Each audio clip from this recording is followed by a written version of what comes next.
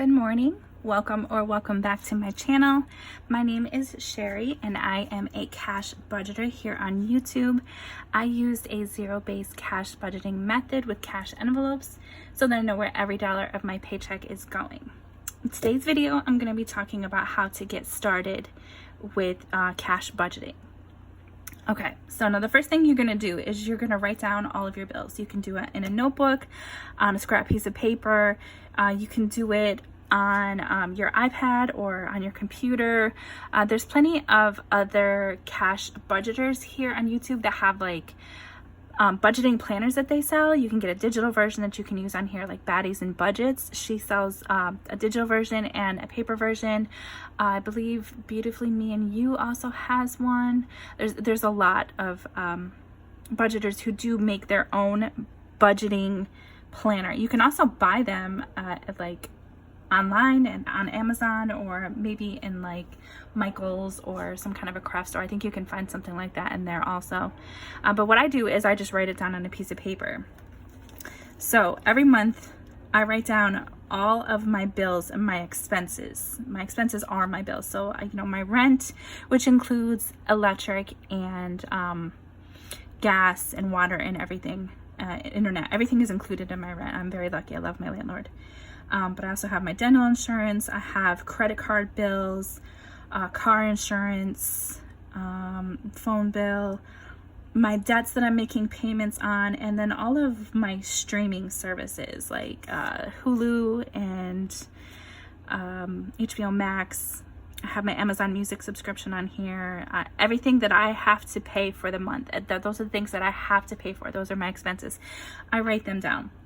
And so then what I do is I determine how much I need to spend for each bill, each pay period. And for me, I get paid 4 times a month, weekly. Some people get paid bi-weekly, some people get paid monthly. You kind of just have to figure it out based on how often you get paid. So since I get paid 4 times a month, that means I have to split my rent payment of $1,300 into 4 payments, which for me is $325.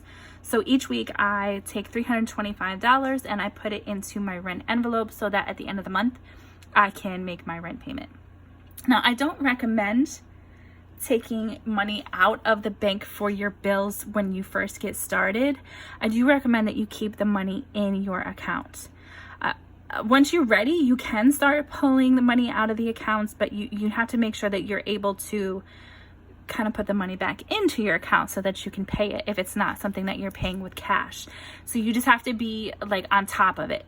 So for me, I started adding each bill after it was already paid. Okay, so rent obviously gets paid the first of the month. So that means for my first paycheck after I make my rent payment, I can start budgeting per week, right? For my dental payment also, it's on the first of the month. So after I pay that, I can start budgeting that per week. And I actually haven't set it up to do that yet. But you kind of just have to add each bill in right after you just paid it. So when you first get started, you're not going to be able to do everything into your bi-weekly or weekly payments. You're going to have to kind of just do it as you go along. Like if you know that like you want to start cash budgeting today, but your phone bill is due in 2 weeks, you can't do it in 4 payments if you get paid weekly. You know what I'm saying? Because you have to make sure that you have the amount in your account to pay that bill in 2 weeks. So you just add them in as you go. Once you made a payment, once you pay your car insurance, you know that you can start budgeting weekly. Once you pay your phone bill, you can start budgeting weekly. Once you pay your rent, you can start budgeting weekly. It's all based on when you can start. So you're not going to be able to do everything right away. And I do have a budget set up starting for next month because I was paying my dental insurance just at the end of the month, my last paycheck of the month, but it was causing me to have, $40 less to stuff in my envelopes and the last paycheck, and it wasn't even with like the rest of my other 3 paychecks. So beginning next month, I'm going to start doing that weekly also, so it would be $10 weekly. So this is my budget that's starting for next month. So for paycheck number 1, Rent, I'm putting $325. Car, $65. That's my car payment. $65. Got goes my car insurance. That's $40. T-Mobile, my phone bill is $30. Victoria's Secret, that's just one monthly payment. I just pay $50 per month until it's paid off. My second Capital One account, I pay $50 on that a month until it's paid off. My subscriptions, you know, my streaming subscriptions, $15 per paycheck. All of my debts, those are the things that I have agreements that I'm paying on, $55 per paycheck. And then dental, $10 per paycheck. When that leaves me, that amount is $640. So out of my paycheck each week, $640 from the first paycheck is going to bills. And that means I have $200 left for my cash envelopes. And that's for my variable expenses and my sinking funds. Same thing with paycheck number 2. It's exactly the same, except instead of Victoria's Secret and my second Capital One card, I'm paying $100 on my Target card. But it still comes out the same. Paycheck number 3. This one's a little bit different because I canceled my Instacart subscription and I swapped it out for Walmart Plus. But Walmart Plus, I never really got to experience it. I only got to have, like, I got it for the grocery delivery, let's be honest, because I work a full-time job. I'm busy. So I got it for a grocery delivery, but there's never any time slots available. Like, the whole week will be booked. So what's the point of having it, you know? So I'm going back to Instacart. So I'm adding in the $10 per month for Instacart. So instead of the $15 from the first 2 weeks, it's going to be $20 for the third and fourth weeks to make up for my Instacart subscription. So that means I will have $195 less because, you know, it's $5 added to subscription. So $5 more, $645 versus $640. So same thing with paycheck number 4. Instead of my Target card, or I'm sorry, that one is Apple. That one's Apple. And this one is my first Capital One card. So it comes out to be about the same. So it makes my paychecks more even, the money that I'm taking out, and it just makes it easier for me.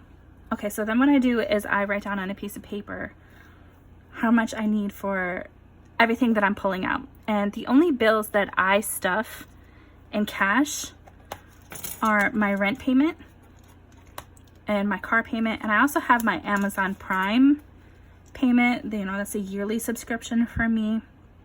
I think anyone who has it pays it yearly.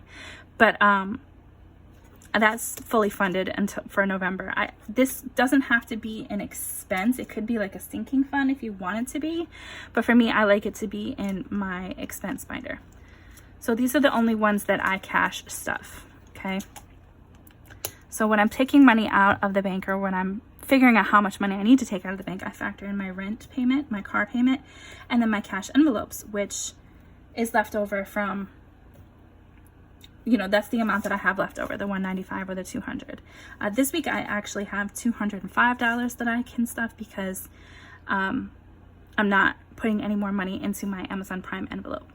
So I go to the ATM when I go to the bank, and the ATM only gives me 50s, 20s, or 5s, or $100 bills. So for my rent payment, I like to do 50s. Actually, no, it only gives me 50s, 20s, and 5s. I'm sorry. Yeah, those are the only options, 50s, 20s, and 5s. They don't do hundreds. So for my rent payment, I need 6 50s, which is $300. I need 120 and 15. For my car payment, I do 3 20s and 15, as opposed to a 50 and 3 5s. You can do it however you like. For my cash envelopes, that's where my paycheck breakdown sheet comes into play. So once I pay my expenses and I have them all written down, I know how much money I have left for my cash envelopes and my sinking funds, my variable expenses and my sinking funds. So my variable expenses or my cash envelopes, that's gas to put in my car, groceries for the week, my daughter's cat, Maeve, she needs money for, you know, like food and litter and stuff, home, and that's stuff like toilet paper, dishwashing soap, stuff like that, laundry detergent, and the miscellaneous is just in case I need something. Okay, so I figure out how much I'm going to spend for that for the cash envelopes or the variable expenses. And then I know how much money I have left over for sinking funds. This week that leaves me with $75 for sinking funds because I'm putting $130 into my cash envelopes. Okay, so sinking funds. These are things that you want to save for. You have a trip coming up, or you want to save up for Christmas. You want to save up for any maintenance that needs to be done to your car, birthdays, savings. It's recommended that you put 10% of every paycheck into savings. I cannot afford to do that. I don't make enough money to put 10% into savings because my expenses are pretty high. So I can't do that. But if you can, I definitely recommend that you do that. Okay. And this is clothes, beauty, furniture, whatever it is that you want to save for, that's what you should be doing. For your expenses, it's anything that you need to pay every month. Everyone's expenses are different. You might have to pay for parking. You might have to pay for a babysitter or daycare or something like that. You might have student loans that you need to pay. Whatever it is, you put that into your expenses. Whatever you want to spend money on weekly, or you think you will spend money on weekly, maybe you have kids that you spend money on every time you go to the store, you buy them a little treat or something. Maybe you get coffee every day, you want to put money into an envelope for coffee. Maybe you give money to people in need, you want an envelope for that. It just depends on what you want to do with your money. The same thing for sinking funds. It's what you want to do with your money, whatever you want to save for. It's entirely based on you and your life. If you are planning on having a baby or planning on getting married, you can have a sinking fund for that. If you're planning on moving, you can have a sinking fund for that. You can have an entire binder for that. Some people do, if you're having some renovations done in your home soon, and you can save for that. It's just whatever you want to do with your money. This is just what I do with mine, and I am not a financial advisor. I cannot tell you what you should or should not do with your money. It's entirely up to you. You have to do what works for you. This is what works for me. So I make sure I put money into my savings every week. I make sure I put money into my Christmas fund every week. I try to put money in vacation, car maintenance, emergency, health, my daughter's envelope, that's Kendra, debt, whatever I can add to with whatever money I have left over. I try to do the high priority stuff first, like savings and Christmas and emergency, and everything else just gets paid if it can get paid. Like this is for next week. This is where I'm still paying my dental with just one paycheck instead of splitting it into 4. And you can see I only have $35 left over for my sinking funds because that $40, it makes a difference. So this is what I'm left with. And only a few envelopes are getting stuffed next week, which is why I made the new budget. Okay, so once you have figured out what you're going to spend your money on and how much is going into each envelope for each category, that's when you can figure out what bills you need for it. Now, if you go into the bank and you get hundreds, you get 50s, 20s, 10s, 5s, 1s, you can set it up however you want. And you don't even have to do it like this. This is just how I do it. You can use tally marks or whatever you want to do. Baddies and Budgets, she has a lot of videos on how she figures this stuff out. I definitely would recommend watching her videos as well. She's amazing. And so, okay, for me, I have $205 going into my cash envelopes this week. So I know that I need 4 20s and another 20, so that's 5 20s for my cash envelopes. And I don't need any $20 bills for my sinking funds. So 5, right? So since I'm going to the ATM and it only gives me 50, 20s, and 5s, that means everything else is going to get a $5 bill because I only have amounts of $5 or $10. So I just count them out and I add them, and then I get the total amount for what I will be stuffing. Okay, so my rent payment, my car payment, and my cash envelopes. For this week, it comes out to $595. So I got this cash breakdown slip from somebody on Etsy. I'm sorry, I cannot remember who it was, but you can find so many different kinds on Etsy. You can find whichever one works for you. So I write it down on my cash breakdown slip and I put it into my cash bank envelope here, and I go to the ATM and I enter the amounts and I get the money, and then I have it for my stuffings. Okay, so this is my paycheck breakdown. I made this. I do sell it on my Etsy shop in both a black and white version. And once I put the amounts into my sinking funds, I write down my balance. Like, this is my balance from last week's stuffing. That's how much money I have in my envelopes. I like to keep track of it. Now, for your envelopes, you can have something like this. You can have a paper version. You can have, oh, I forget what they're called. It's like a little ledger that you keep with each envelope to put, you write down every amount that you add and every amount that you take out, so that you can keep track of how much you have in your envelope. I just like to use this, but if you like using the kind that you write on and keep with your envelopes, you can put them inside of your envelope, or you can have them hole punched to put behind it or in front of it, whichever you want to do, you know. And there are plenty of cash budgeting YouTubers here that sell those things. You know, you can get envelopes from them. I got my envelopes from Davina. She is a budgeter here on YouTube also, and I love these envelopes. You can honestly or just order a pack of them off of Amazon for pretty cheap, and you can design them yourself, or you can order them from somebody on Etsy or somebody here on YouTube that maybe doesn't have an Etsy shop, that has a shop of their own, like Baddies and Budgets, Pink X Budgets. You know, you can find whatever style envelope you like. You just have to search for it, really. I think that is about everything that I have for this video. If you have any questions, feel free to write them down below, and I will do my best to answer them. If it's a long answer, I will just make another video for you. But this is pretty much the gist of it. I just want to say, if you are getting started, just take it slow. Just write everything down, try to keep track of everything, and figure out what you need to do. And you will make changes. Like, whatever budget you come up with at first, it's probably going to change. It's most likely going to change as you start budgeting per pay period, okay? So be prepared to have it change a lot. And you're going to have things that you want to remove from your sinking funds. You're going to have things that you want to add to your sinking funds as your life evolves and changes, you know? Nobody stays in the same place forever. So you will have things that change, and you will need to make changes accordingly if you want to stick to this. I do highly, highly, highly recommend doing cash budgeting though. If you have problems with impulse shopping or overspending, or maybe just you're careless with money in any way, I highly recommend this. If you find that you're not paying your bills on time, I recommend this. This will really help you. And I showed you my my expenses. I write them down every month. I also write down when I pay them. I mark off every time that they're paid. A lot of these are electronic. They're just taken straight from my bank account, but I still mark down every time they're paid. And I make sure that I have the amounts in my account when the bill is due.